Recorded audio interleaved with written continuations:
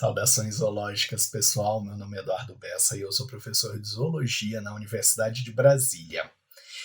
Eu estou super feliz de participar dessa iniciativa da USP Ribeirão Preto para trazer mais diversidade para a ciência, e eu já vou explicar para vocês por que isso é tão fundamental com essa apresentação que eu vou fazer aqui hoje.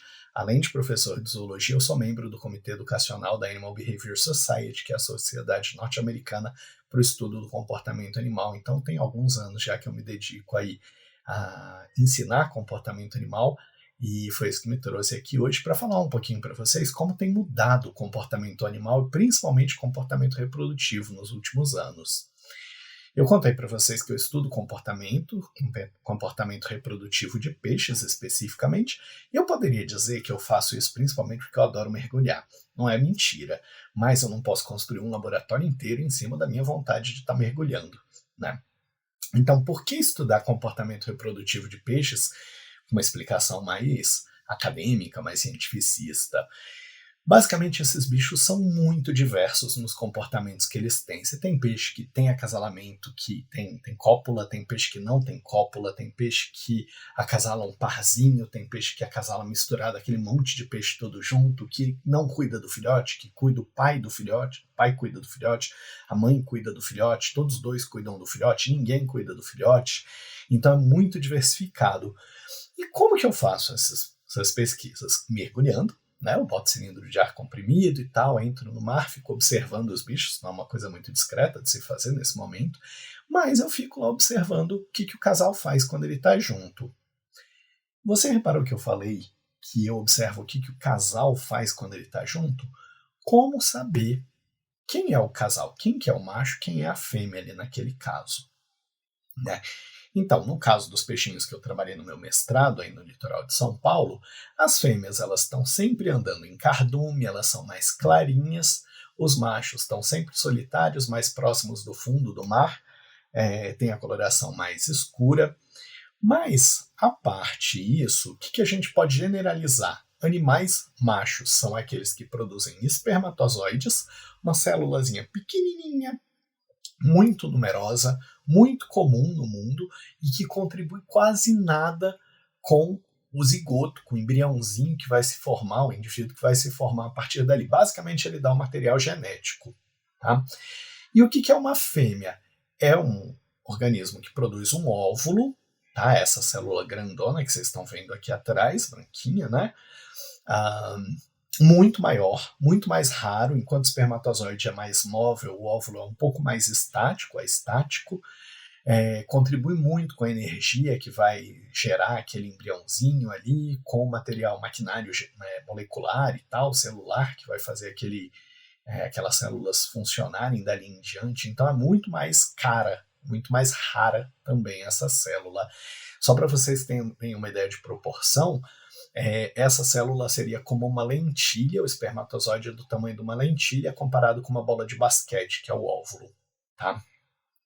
A partir dessas características dos gametas, pesquisadores lá nos anos 60 e 70 propuseram uma série de características típicas de macho e típicas de fêmea que nem sempre se mantiveram realistas. Né? Então, baseado no que eles viram ali dos gametas, o que a gente esperaria de quem tem uma célula muito numerosa, móvel e que contribui pouco comparado com quem produz uma célula pouco numerosa, estática e que contribui muito. Pensa como se fosse uma pessoa com um monte de figurinha repetida das bem fajutinhas, querendo trocar a figurinha com uma pessoa que tem aquelas figurinhas mais raras e tal, né? Sei lá, um Messi dourado para completar o álbum da Copa ali. Tá? Então, como que seria o comportamento de cada um desses indivíduos? A partir daí, então, eles propuseram um monte de coisas, de comportamentos lá nos anos 60 e 70, né, que são típicas de macho e típicas de fêmea, conforme eles concebiam naquela época. Então, quem que cuida do filhote? Quem cuida do filhote deveria ser, basicamente, quem tem as figurinhas mais caras, né? Você vai cuidar melhor de um álbum cheio de falha e com figurinha só bem fajuta, ou de um álbum com as melhores figurinhas que tinha acaba que você cuida do filhote mais quando você tem as figurinhas mais raras, né? Quem que vai procurar mais gente para trocar as figurinhas? Quem tem mais figurinha repetida, né? Quem tem as figurinhas fajutinhas que quer encontrar quem que tem ali para trocar e tal. Então os machos deveriam procurar mais parceiras reprodutivas do que as fêmeas. Fêmeas deveriam ser mais seletivas, por outro lado, porque elas têm um óvulo que é muito mais caro e muito mais difícil de conseguir. E da mesma forma, os machos devem ser mais agressivos nas lutas, disputar mais por parceira, querer as figurinhas para ele ali, né? Querer achar quem troque figurinhas com ele. Por isso que os machos, segundo essa concepção, eram mais agressivos, eram mais insistentes ali com as fêmeas, tá? Só que a gente precisou ter uma mudança muito grande nessa visão de mundo que aconteceu lá pelos anos 90, 2000, à medida que apareceram novos pesquisadores muito mais diversos, principalmente mulheres, pessoas homossexuais, inclusive pessoas trans também. Eu trouxe algumas pessoas para apresentar para vocês aqui. Essa é a Marlene Zuk. Ela esteve super envolvida com o movimento feminista e fez a gente enxergar o papel da fêmea de uma forma muito mais intensa. A Sarah Hardy nunca quis ser mãe e ensinou a gente um monte sobre comportamento parental a partir do ponto de vista de uma mulher que não queria ser mãe.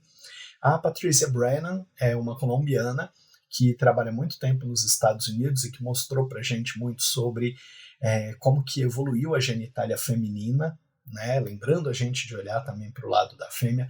Regina Macedo é uma pesquisadora aqui da Universidade de Brasília que mostrou para a gente como é importante quando as fêmeas conseguem acasalar com vários parceiros diferentes, porque parece que só os machos têm interesse em acasalar com várias fêmeas. Isso não é verdade. Ela mostrou isso para a gente. E a Joan Roughgarden é uma pesquisadora trans. Ela transicionou para o sexo feminino ao longo da vida dela, né, para o gênero feminino, pelo menos, ao longo da vida dela, e mostrou pra gente que esses papéis sexuais do que é ser macho e o que é ser fêmea, conforme aquela concepção dos anos 60 e 70, não é tão quadradinho assim. Bom, então vamos citar alguns estudos desse aqui, né? A Regina Macedo trouxe tecnologias moleculares, como essa eletroforese, esse teste de paternidade, não para pessoas, mas para passarinhos como os tisius, são esses passarinhos aqui muito comuns no Cerrado, aqui tanto em Brasília quanto aí em Ribeirão Preto, em várias outras regiões do Brasil, em que cerca de 30% dos filhotes gerados pelas fêmeas desses machinhos aqui não são do pai social. Se vocês notarem, muitos passarinhos andam em casaizinhos, né? Só que nem sempre os filhotes desse casal são biologicamente do pai social, que a gente chama, né? O pai que está sempre do lado daquele filhotinho. Tá?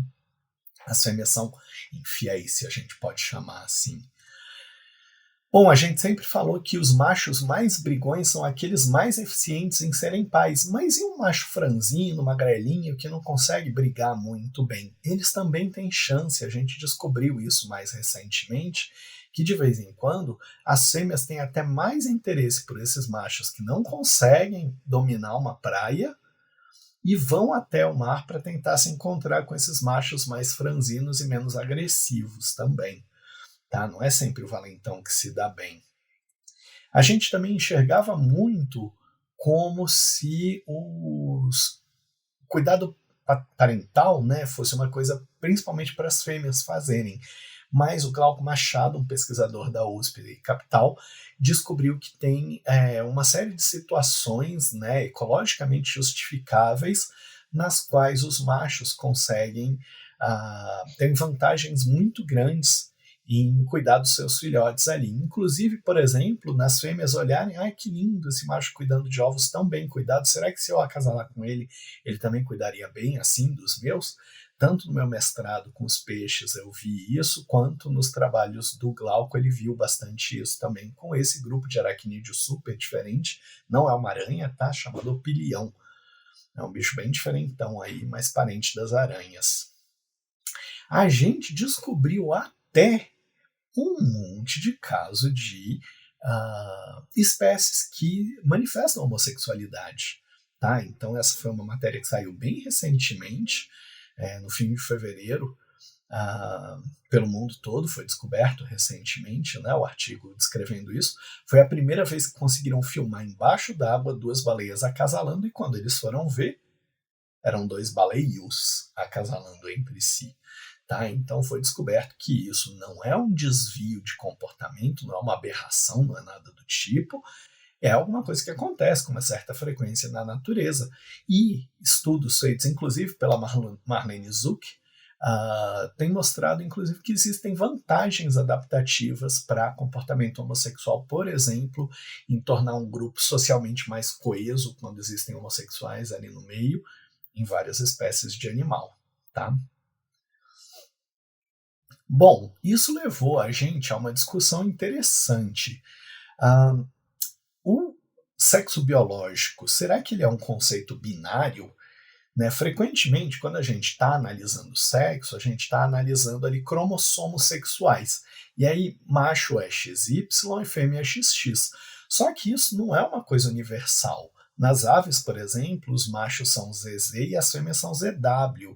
Em peixe, você tem condições sociais que fazem isso mudar.